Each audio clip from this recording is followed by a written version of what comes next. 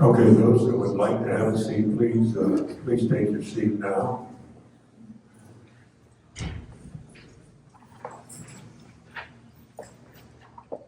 Thank you all for coming this morning. Helen would be unbelievably proud that her celebration of life, people talking about who she was, what an unbelievable person she was, takes place here in this historic ballroom. I don't have to tell all of you out there, this was a special place for her. And she had, come on in and sit down.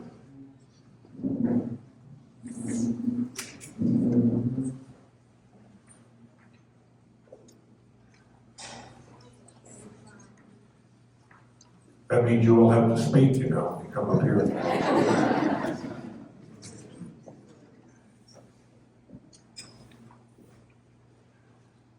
As I said, Helen will be happy that we're celebrating her life here in this ballroom. I happened to be, I guess, the last guy to come in, and they didn't have an MC, and they said, you got it. So don't worry about your program. We may follow it, we may not follow it. Just a suggestion. Oh, that was a suggestion. Thank you, Matt. Okay, at this time, first I'd like to ask Patrick Griffin to come out. Patrick is an old friend of Helen's, and she actually asked him one time at a program that she ran. She didn't have anyone to lead in the national anthem, and she selected him. So we're going to, in memory of that, Patrick is going to lead us in the national anthem. If you could please rise, please. The national anthem is not a performance. It should be sung by all of us. Oh, say, can you see by the dawn's early light what surrounding me hail at the twilight's last gleam, whose bright stripes and bright stars through the narrow of the fight, o'er the ground much we watched were so gallant each stream, and the rocket's red glare, the bombs bursting in there, gave proof through the night that our flag was still there. Oh, say does that star-spangled banner yet wave o'er the land of the free and the home of the brave? Thank you, sir. Please be seated. Reverend Hammond.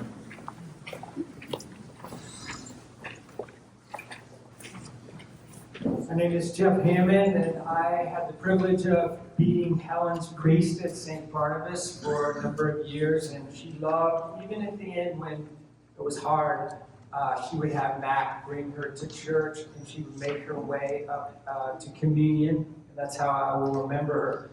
Let us open our service today with a prayer. O God of grace and glory, we remember before you this day Helen McDonald. We thank you for giving her to us, her family, and friends to know and to love as a companion on our earthly journey. We thank you for the good example of her life. You gave her hands with which to serve, a heart with which to love, and her works are wonderful in your sight. The world she inhabited is richer for it. We ask your continued blessings on the mission of the Nimitz Museum, which Helen held so dear. In your boundless compassion, console us in our sadness, for we have lost a bright light. Give us faith so that with quiet confidence we may continue our course on earth and live in gratitude for your tender mercy's sake. Through Jesus Christ our Lord. Amen.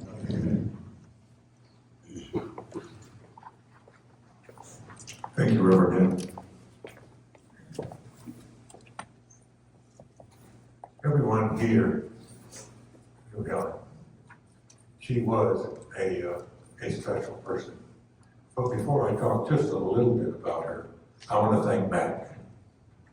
I want to thank Matt for what he did after she retired, the way he took care of her, soulmate.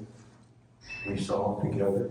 Matt, thank you very much for taking care of a very special person.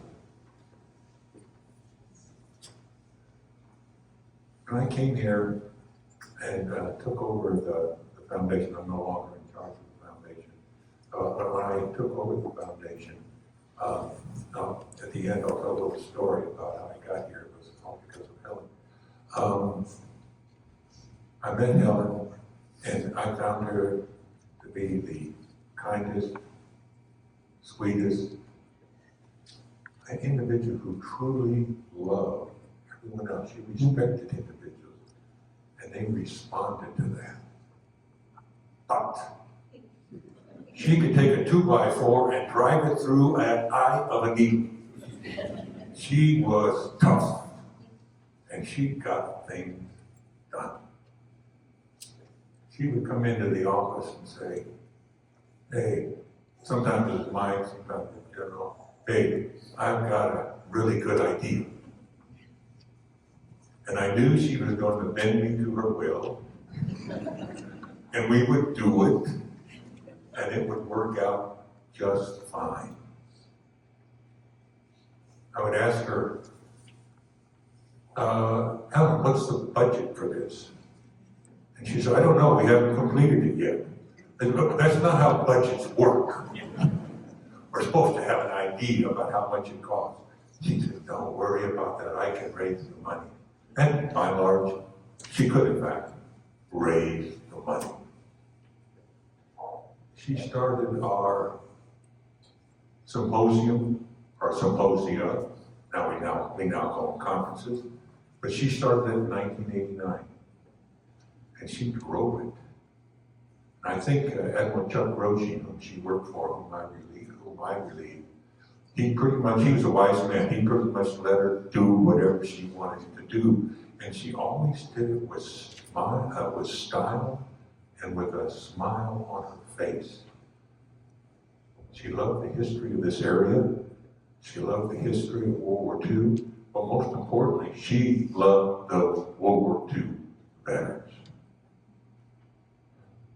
It always amazed me, regardless of who it was, she could get them to come here.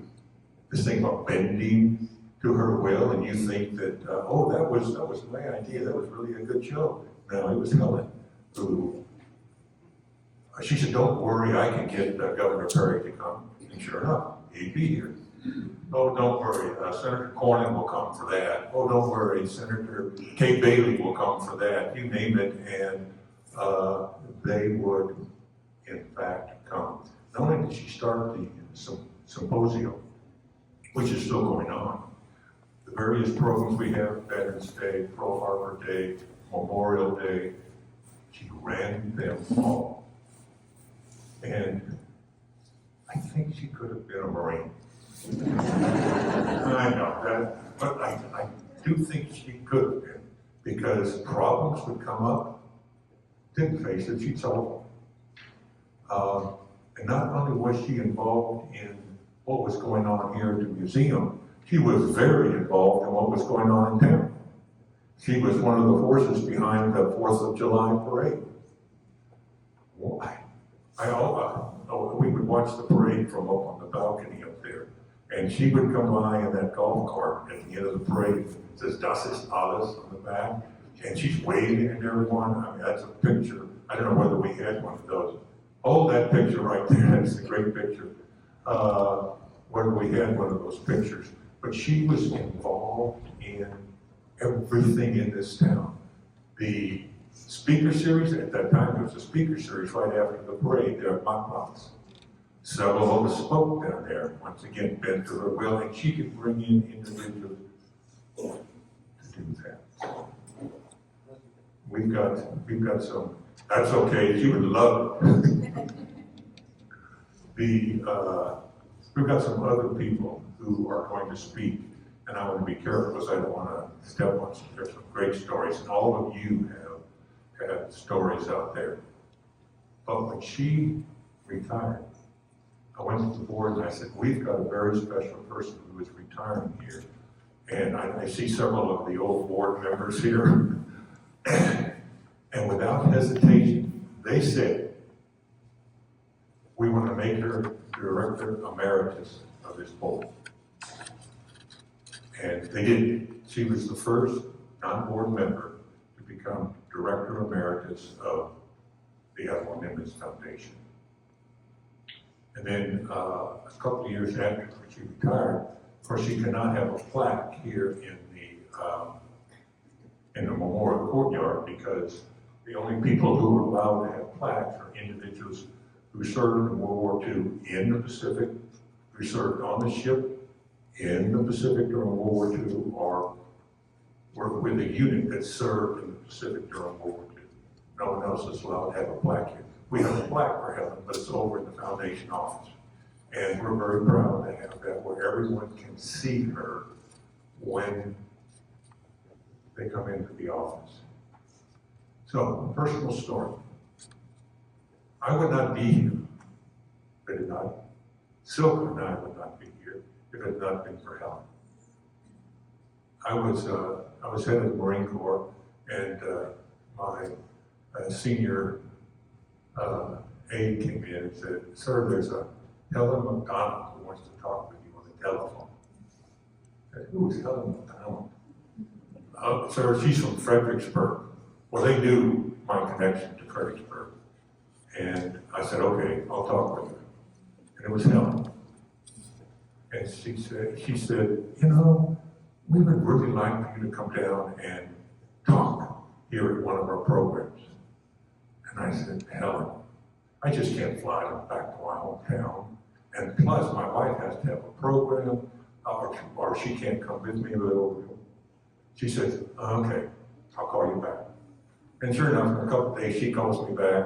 She's got a program, and it was Pearl Harbor Day, and she got a program for Silka, and so we came down. That's not the last time we came down. We came down 2 more times, and then just before I retired, we brought the drum and bugle corps down here. Some of you may have seen them out at the football stadium. We put on the same presentation. They put on the same presentation. I was still on active duty at that time. They put on the same presentation that they put on at we call it the War Memorial. Most people call it the Iwo Jima Memorial. There in Washington, D.C. And the Marines, after it, came up to me and said, hey, sir, we want to go back to Fredericksburg. Because after the parade, of course, stands were full and people came out and thanked them for their service. And then we had barbecue there in the, just outside the football stadium there. She took care of people. So I came down a couple of times. Chuck Roshi wanted me to be on the board. I said, Admiral, I cannot be on the board. I'm on active duty. The day I retired, I get a telephone call from Helen. We really want you on the board. And I said, okay. I thought, oh, geez, that'd be great. I get to come home. I get to come home. I get to write it off my taxes. I get to see all my high school classmates. This is perfect. And Admiral Grosjean promised me he's going to run it for another 5 or 6 years, and I didn't have to worry or anything. Well, unfortunately, as most of you know, within a year, he was diagnosed with cancer and was gone. And so I stayed, obviously. But Silka, where's Silka? Right there. Where do you want to live now? And we're here, we're going to stay here because of one person, Helen McDonald, and her ability with people, and her love for this area, her love for this museum, and actually the love for all of you. And those of you who have met her and talked with that feeling. We were lucky to have her here. And I see, let me look here. Probably one of the individuals who have been here at the foundation now the longest, and they're still vertical, Marty Cameron.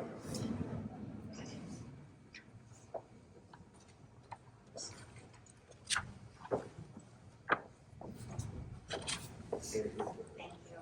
Please forgive me for being nervous.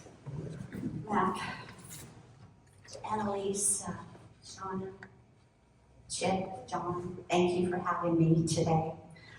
For those of you who I haven't met yet, my name is Marty Catterley, and Helen's and my years working here paralleled for more than 20 years, nearly all 30 years. I have the honor of being the one who hired her, and it was, as I recall, part-time for weekends at the front desk.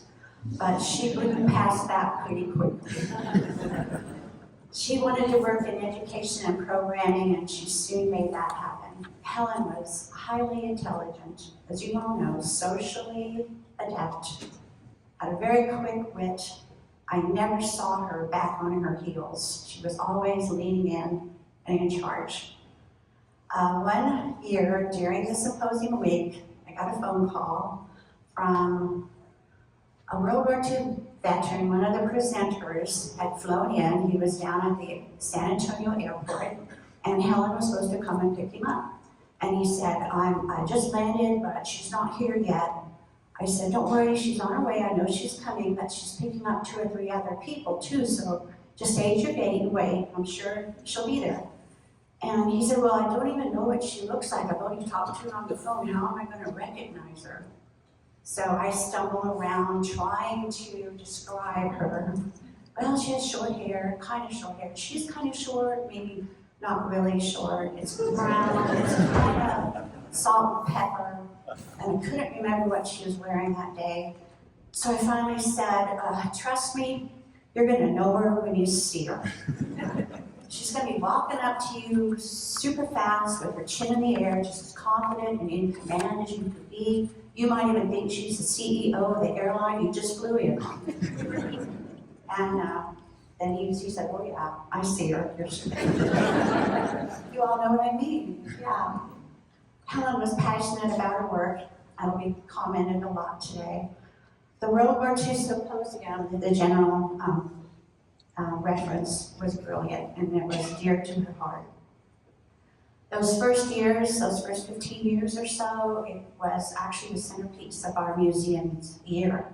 It was 2 full days. It was an affair of 2 full days with 4 to 5 moderated panels a day, featuring a dozen or more World War II veterans. They were held in San Antonio at Trinity University in the Lila Cockrell Center.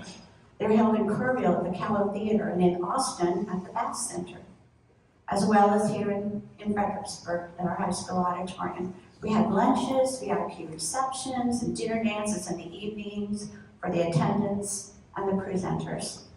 The World War II veterans who spoke at our symposium are some of the most iconic, recognizable names in World War II history. As Mike mentioned, she could talk anyone into coming.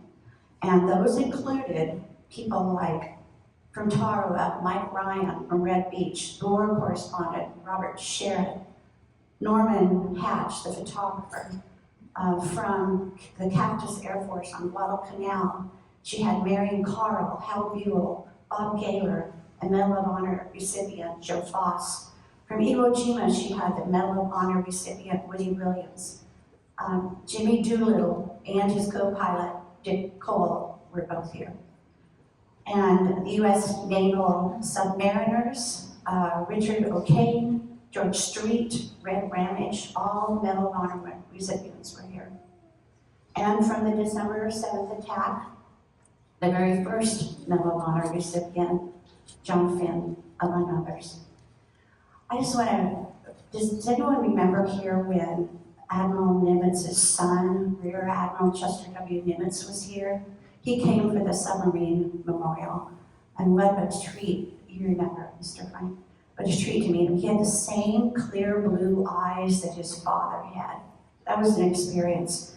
And being in such company was pretty heady. It was heady stuff for all of us.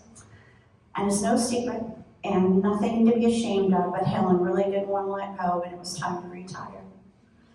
It's funny though, she actually had 2 retirement parties. She had a retirement party from the state, and then when she retired from her employment with the foundation. So she's the only person I know of who truly deserved 2 retirement parties and were right here in this room. Yeah. But Helen and I we all realized that times were changing, that the World War II veterans were passing away or they were too infirm to travel any longer. And looking back, we realized too that we had had the good years. The younger, newer museum staff would never get to meet these wonderful men and women from World War II, but we did. We were the lucky ones who got to visit with them, we got to laugh at their jokes, we got to help them with their coats, we got to carry their briefcases, we got to dance with them at the dinners. So thank you, Helen, for all those wonderful memories. Most importantly, and in closing, I want to thank Mac. Mac, you were one of the best things that ever happened to Helen. You were a wonderful partner to her and a real blessing in her life, and our sincere condolences on your loss. And Elise, Shauna, John, Chip, Helen's children. A lot's going to be said here today about your mother's love and devotion to her work here at the museum, but you 4 truly are her proudest and most precious legacy. Yes, she had a passion for the museum, but you all ruled her heart and soul, and you were top of mind. And I know well, because those years we spent together, we were both raising our families, and we had a lot of heart-to-heart, mom-to-mom talks, and we were talking a lot about our children's achievements and struggles and successes, and I swear no children have ever had a stronger advocate or a bigger cheerleader than you all did. Just very proud of you. And Chip, I just have to say, I have strong memories of how proud she was that you played the cello in the local string orchestra. She loved that. So please be proud of yourselves and please feel deeply loved. I know you do, but it's always good to hear it said out loud.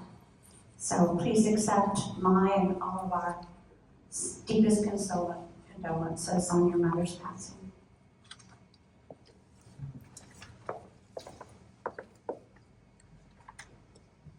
Pat, on.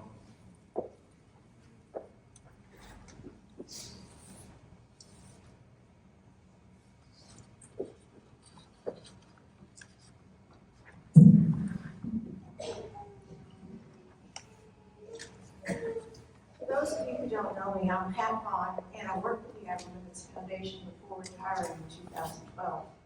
I was the assistant to Admiral Chuck Roche, and after his passing to General Mike Cady. Part of my job was to assist the board of directors and staff with events and fundraising. I hope to capture just a small fraction of the remarkable person I knew Helen McDonald to be, and the impact she had on my life. Helen was more than just a coworker. She was also always positive and a source of unyielding support. When I first went to work with the foundation in 1999, it was just a couple of weeks before the grand opening of the original George Bush Gallery. President Bush would be attending, and there was a big outdoor luncheon planned. I knew nothing about putting on such an event, nor was I familiar with all the dignitaries and major foundation donors. Without Helen's guidance, I don't think I would have gotten through that luncheon. Helen knew everyone. She knew protocol and she knew history. She knew where everyone was supposed to sit, a very important step in event planning and fundraising. Throughout the years and many, many fundraisers, she was always there for me and to support me when I just needed that extra knowledge. At this point, I also want to give a little credit to the late Virginia Brown, Ann Baker, and Ann Gray. Helen's humor was infectious and brightened many of our late nights before board meetings, five-star parties, and the symposium. It is mind-boggling to know how she poured herself into the symposium, as has already been discussed. But from planning the program, finding donors, luring the veterans, historians, authors, and dignitaries, arranging logistics to get them here from all over the world, arranging the venues and the volunteers and so much more, and all this on a very tiny budget. Her dedication to this museum was unparalleled, and her passion for excellence inspired us all to strive for our best. Helen did, however, have a few quirks, as we all do. She was forever misplacing her glasses, car keys, and pens. Too many times I'd catch her walking out of my office with my glasses on her head, and I'd reach them behind her ear. As a friend, Helen was generous and always willing to lend a helping hand. She had an incredible gift of making everyone feel valued. Whether it was a kind word or a small bouquet of wildflowers, or just being there, Helen made a difference in our lives, and she had a zest for life that was truly inspiring. She loved horses, good wine, and her family and friends, and her enthusiasm was contagious. She taught us to find joy in the little things and to cherish every moment we have. Helen's legacy will live on in the memories we share. Rest in peace, Helen. You are and will remain perpetually.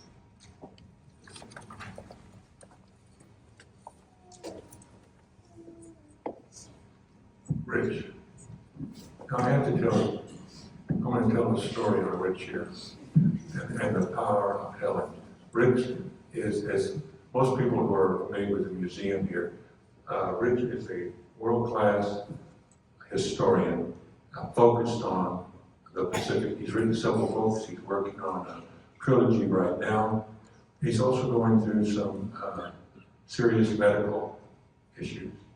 And I called him, I said, Rich, you probably can't come down, but I want to let you know that we're going to celebrate Helen's life on Wednesday.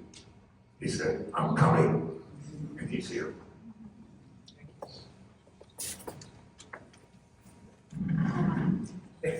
Thank you. It's always good to have a tall Marine helping you out.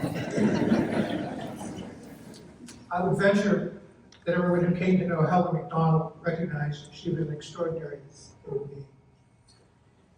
There were many dimensions to this, but I'm here to speak about her role in orchestrating the National Museum of the Pacific War's series of symposia and conferences until her retirement. For this role, she would wear a number of hats, easily. I would list a selection of these as follows. She was organizer, impresario, field marshal, sheriff, ramrod, trail boss, superintendent, when necessary, warden, steward, major domo, curator, overseer, commandant, shogun, and grand poobah. And that would carry her to about 9 a.m. on most work days. In the course of these about 20-plus sessions, she would work up a theme for the conferences, and then she would wrangle the panels. When we started, we might work 2 days. We'd have multiple panels. Sometimes the panels would have as many as 5 presenters. We were blessed with a number of historians who normally led off the panel, and also with some very special people who acted as MC. I just want to mention 2 of them in particular. We had Paul Stillwell, who had served on the USS New Jersey of Vietnam, and later went on to head up the oral history program at the Naval Institute. And Paul had an inexhaustible store of sea stories about almost anything you could think of. And many of these actually were within visual signaling distance of the truth, or at least so it always insisted. He also acted as MC for us a number of times with his stories. Another very distinctive individual we had with us that some of you may remember very well is Donald Goldstein. Don rose from being a graduate student of the great historian Gordon Prang, and later on, I should say Dr. Prang was famous for giving really tremendous lectures that drew large audiences of students, many of whom were not even enrolled in his class. When Gordon Prang died, he produced a number of manuscripts about various facets of the Pacific War, but they hadn't been published. And Paul and Don and his colleague, Catherine Dillon, put those books together and got them published. The most famous of those, I believe, still remains, that Don was stuck about the attack on Pearl Harbor. And you can always count upon Don to spark off any panel or any event he was at. The chair will be followed by panels of up to 5 veterans, and they can speak on the issue from firsthand experience. The panelists were often, certainly for years, some very famous veterans we have here. We had some references. We had famous aces like Joe Foch, Robert Gaylor, submarine skipper like Slade Cutter. Another great category were staff officers who had been observing at close hand various famous Pacific commanders, lending their particular views of what the person was really like as a personality. We would have ship crew members from countless famous or not so famous ships. There were former POWs, the Japanese, and men and women who had been civilians interned by the Japanese. And some of these civilians had been very young at the time. We had one in particular who had a young girl at Santo Tomas, and I'll never forget her presentation. She told us what really went on the back stairs at Santo Tomas. We had a number of fond memories of I have many fond memories of many of these luminous heroes, in my view. But one stands out in particular I want to mention, Richard Best. He was the famous pilot of a dauntless dive bomber who was in the Battle of Midway. His single bomb sank the Japanese flagship to carry a cargo. I had lunch with Nick Best, listening to his stories about that. In a subsequent mission that same day, where he scored another hit on the Japanese carrier Hillary. So he was 2 for 2 one day, 2 Japanese carriers, which was a pretty good day at the office as far as I was concerned. And he was an incredibly intelligent, insightful individual, I can tell you that, beyond the fact that he was one heck of a SUV pilot. We had Japanese veterans, and they were always respectfully treated here. Notably, there was Ace Saburo Sakai, who felt the warmth of friendship here in the heart of Texas. It was a warmth that he not always felt when he was in Japan.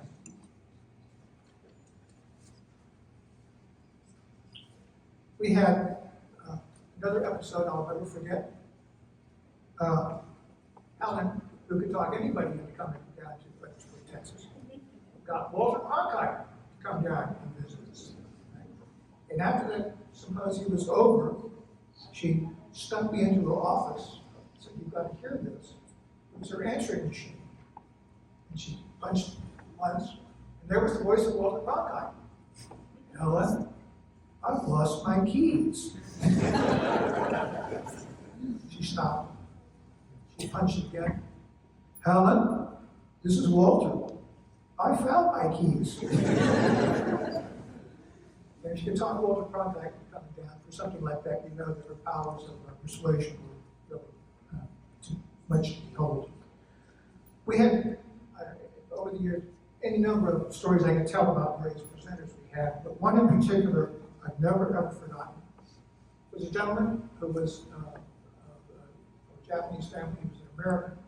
He started at the University of California at Berkeley in the fall of 1941. And his father was a very strong Japanese nationalist. And his father announced to the family, as the situation was obviously deteriorating between the U.S. and Japan, that they were going to go back to Japan. And he recited the story about how, in one of the most difficult moments of his whole life, he sat down with his father and told him that he and his younger brother were not going to go back to Japan. Well, Pearl Harbor came before that father could execute his plan, and in short order, the entire family was interned here in Texas, where his father, who was a very successful tomato grower, came down and contributed importantly to the development of the tomato growing industry here in Texas. He went on to go to college. He became an architect, And after the years went by, as he told us we knew at that time, he was involved in the design of the Bush Gallery. I've always thought that story sort of encapsulates so much about our history of that period, and the sort of people we are, and the sort of people who grew up here. I have a cherished photograph of Helen and I. We're standing together just outside the front entrance of the Bush Gallery, just to the starboard of our concrete subway. It's a bright, sunny day. I think it must have been somewhere around 2010 or 2011. And I keep that photograph on the desk that looks down over where I come to grips with writing. And there are sometimes when I hear Helen's voice, she's always thinking of finding the good story, factually accurate, but one that illuminated events rather than just recited them. And that's how I will always remember Helen, my very, very dear and cherished friend, as is Matt, who I remember from all those years, spending our time out at your house with Helen. Those were golden memories. Thank you.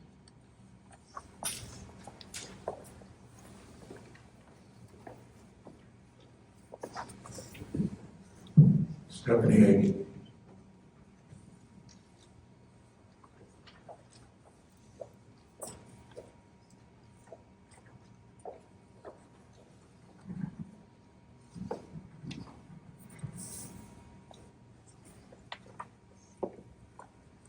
Those of you who don't know me, I'm Stephanie Hagee, and I work for the foundation. I've been here for about 15 years, and Helen was one of the first people I met when I moved here, and she welcomed me with open arms, as she did with everyone. She was truly a force of nature and was a real staple in our community. When she retired, we were left with hundreds of thank you notes from lives she touched, and I'm just going to share two excerpts from those today. One was from 1995, and then Governor George W. Bush. Mr. Bruce Benway informed me of your hard work on the V+50 celebration in Fredericksburg. I appreciate your help in making this event possible.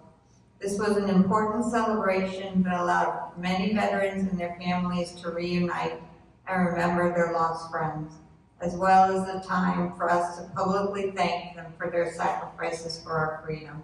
Thank you for your hard work. And then the next one is actually from the commanding officer of the USS Nimitz. Thank you for your generous hospitality during my recent visit to Texas. As an unexpected bonus, it was refreshing to speak with Americans who do not live in the shadow of aircraft carriers. It is easy to take the Navy for granted when one lives so close to it. Those of us who spend most of our time in Navy towns or in the company of other sailors at sea begin to forget how people in the heartland view our service. Speaking with you reinforced my pride in service to the United States Navy. The first thing I did upon returning to the ship was to share that with my crew. I assured them that their service is greatly appreciated, that people still hold their dedication and patriotism in high regard. Thank you for giving me that precious gift to pass on to my shipmates. I just want to add one thing which hasn't been mentioned yet. She didn't just love people, she loved her animals, her horses and her dogs, and I had a puppy here for a while, and I actually kept it in the foundation office because he was too little to stay at home. And I had put up a fence, a barricade outside my office. But lo and behold, he always found his way out, and where would he be? In Helen's lap. So, thank you for letting me share this today.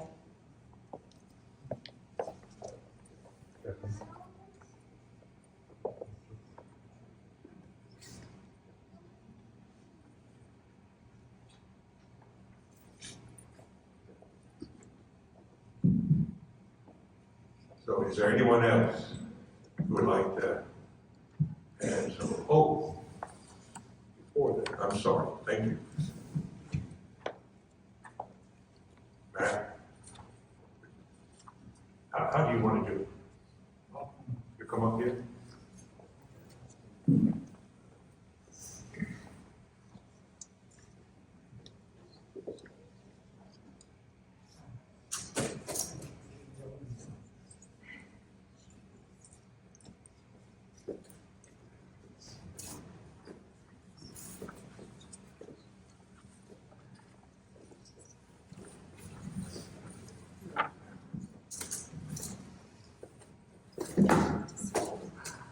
I'm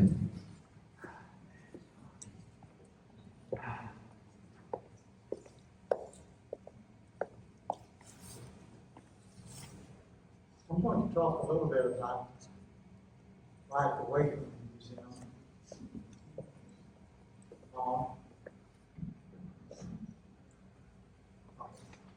Life away from the museum. This began several years ago. St. Barnabas, our church, was instigating a clown ministry, which means they would solicit members of the congregation to dress up as clowns and then go to nursing homes, schools, etc., and bring a little cheer. Well, they had a coach for us clowns. I was volunteering. And the coach would say, okay, what you want to do is exaggerate everything you do. Your clothes, whatever your actions are, you just exaggerate them, and that makes you a clown. So I took that to heart. So I had an outfit, and I imagined like the Scarecrow and the Wizard of Oz, that was my persona. And then to exaggerate that, I got on a pair of stilts. So I'm now an 8-foot clown. And it seemed to go over pretty well. Helen saw that. She thought, this is a possibility. She was instrumental in the resurrection of the July 4th parade. She said to me, how would you like to change your outfit? Put on a top hat, get some fake whiskers, and be Uncle Sam, and lead the parade. I said, well, I hesitated, but it doesn't do good. You're going to do what she wishes. So I did, and we performed that event for a number of years. With me leading the parade, on my stilts, my top hat, my stars and stripes outfits, and she right behind me in a Jeep with grandchildren. And the grandchildren were passing out candy to all the visitors who were watching the parade. But she did this for a number of years, and quite successfully. This led to another event at the church. They were sponsored for this particular year a hike for hunger or something like that. And with the other churches, they were all working together. And what you did was you signed up to walk like a 10K or any portion of a 10K. And you were reimbursed by your sponsors so much for every kilometer you walk. So the more you walk, the more you were able to bring into the fold. So I enlisted Helen to be my walking partner. And she got the worst end of the stick because I'm 8 feet tall, and she had to hold hands with me like this for the 10K. So, but we were the highest fundraiser for the parade. Another instance is about 16, 17 years ago. After we'd been married for about 16 or 17 years, we figured out that this marriage was going to work out.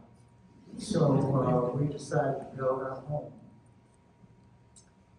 And we got with an architect, told him what our wishes were, and he commenced to put it all down. And we built it. And the home is unique in that it has very spacious rooms. And rooms are connected with, what do you call it? Like tourist openings. Giant picture windows, giant picture windows. A stone wall that serves as a front for a fireplace. And it's filled with love and mementos and artifacts from her time, maybe as a child in Arizona, where she became enamored with the Native Americans. So she had a great collection of Native American stuff.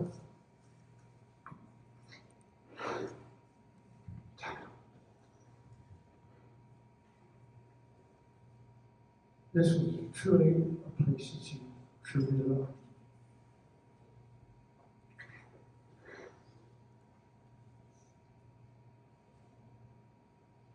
And it was her special place. And it was very unique because to Helen, it was her museum.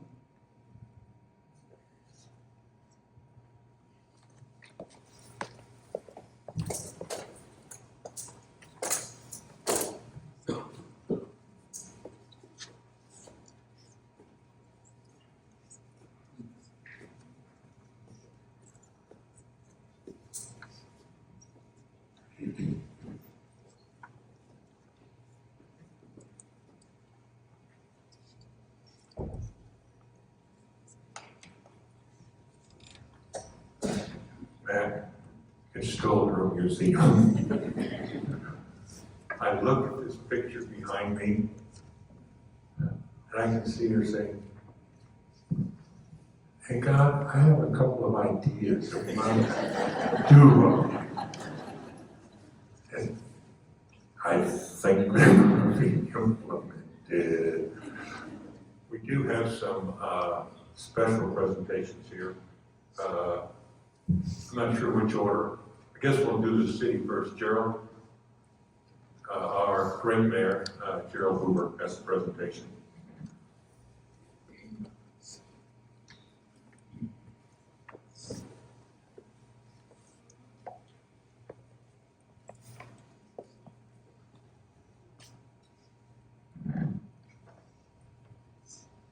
It is my privilege to read the following proclamation on behalf of the city of Fredericksburg.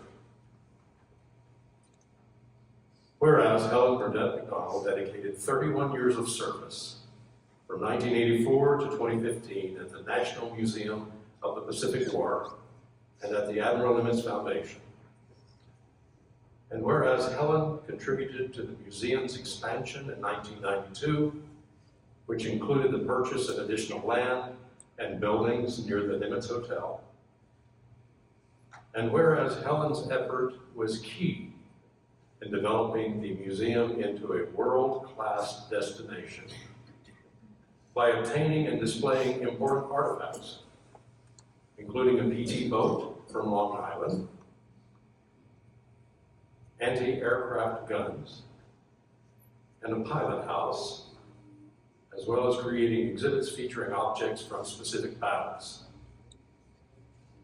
And whereas Helen was instrumental in initiating visits by Pacific War notables, such as Katsuo Sakamaki, the driver of a midget submarine during the Pearl Harbor attack, who became the first Japanese prisoner of war.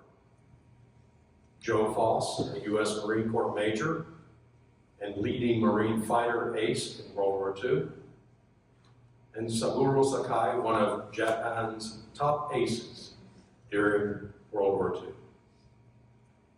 And whereas Helen was deeply involved in community activities beyond her work at the National Museum of the Pacific War, playing a pivotal role in numerous events, to include serving as Grand Marshal for the 4th of July parade and consistently volunteering at subsequent parades.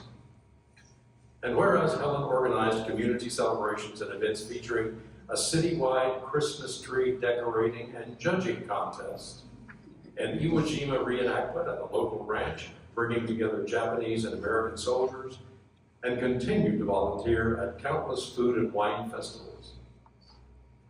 Now therefore I, Gerald Hoover, by virtue of the authority vested in me as mayor of the city of Fredericksburg, do hereby proclaim March 4, 2025, Helen McDonald Day, and call upon the citizens of Fredericksburg to raise awareness in volunteerism, which is the key for the continued success of our community. I think that deserves applause.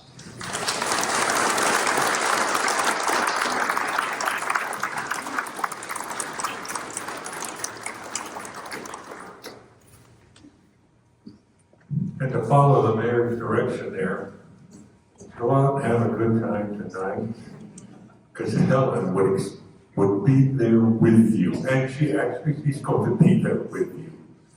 And if I could ask Brigadier General Steve Salazar, who is the head of the foundation here, he's got a presentation to make.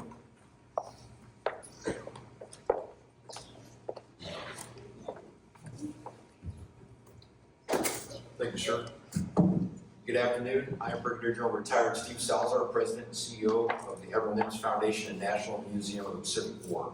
I did not have the honor of having met Helen in person, but I've been privileged over the last couple of weeks, and certainly today, to learn from our team, past and present, and of course from each and every one of you, what a blessing she truly was to each of us, to this great museum, and to this community. And so there are two things we would like to do in honor of her service.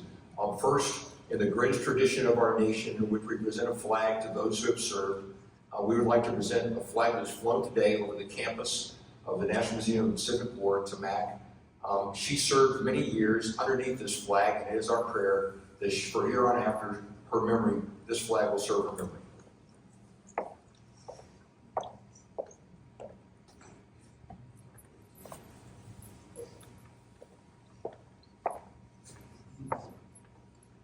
Secondly, you have heard how Helen honored the legacy of the service and sacrifice of our greatest generation who served in the Pacific Theater by having initiated the Nimitz Symposium, which continues as the Nimitz Conference. And we all know this is her museum. To make sure that no one forgets that, from here on after, the Nimitz Conference will be referred to as the Helen McDonald Memorial Nimitz Conference. And at the commencement of every Nimitz Conference, we will honor her service and sacrifice to this great institution. And so we're deeply pleased to be able to continue to honor her through that venue. It will forever be her museum and her conference. Thank you.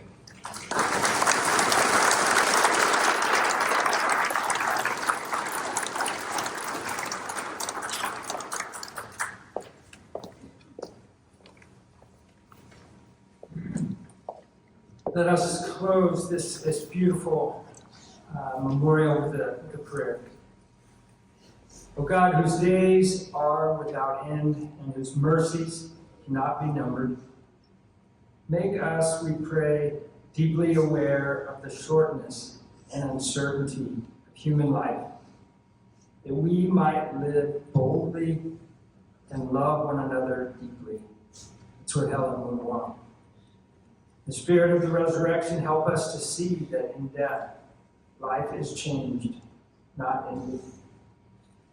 With gratitude for Helen, for the life she lived and the legacy she left for others to enjoy, we pray for all those we love but see no longer.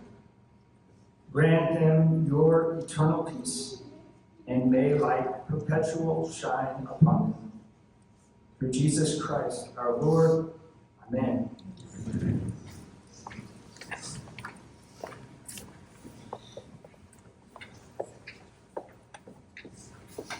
We'll close here with that again, Amazing Grace. Thank you. I do a lot of funerals, and I almost always play Amazing Grace. And I've been told that people view this as a sad song. And I'd like to take a moment to dispel that misunderstanding. When you think about the last verse of Amazing Grace, when we've been there 10,000 years, bright shining as the sun, we've no less days to sing God's praise than when we first begun. And if that's not a song of hope and joy, I don't know what is. And there's no question in my mind where Helen is, and I look forward to seeing her again. But what I'm going to do is I'm going to play Amazing Grace, and I'll play it twice through. And if you'll let me do the solo bit the first time through, and then if you want to sing along as good Episcopalians, and we will let you be an Episcopalian for the day. If you'd like to sing along, the first verse, Amazing Grace, how sweet the sound that saved a wretch like me. I once was lost, but now I'm found, was blind, but now I see. Now, if you don't remember the words entirely, there are alternate words, and they go like this. La, la, la, la, la. So when you sing, sing loud, because you're going up against the bagpipe.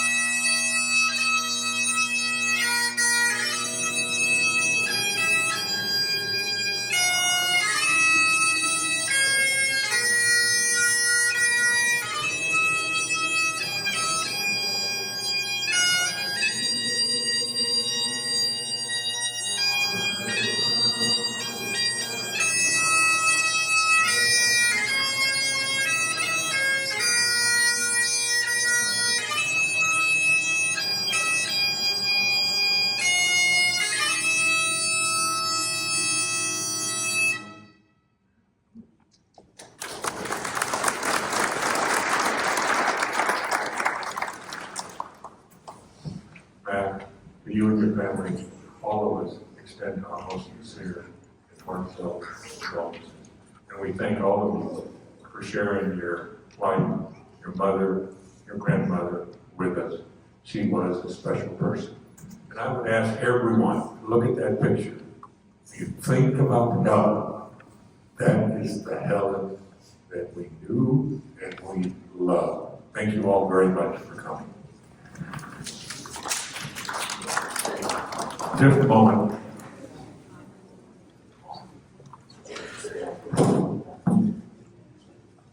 And we have some, Helen will love this, we have some coffee and cookies in the back.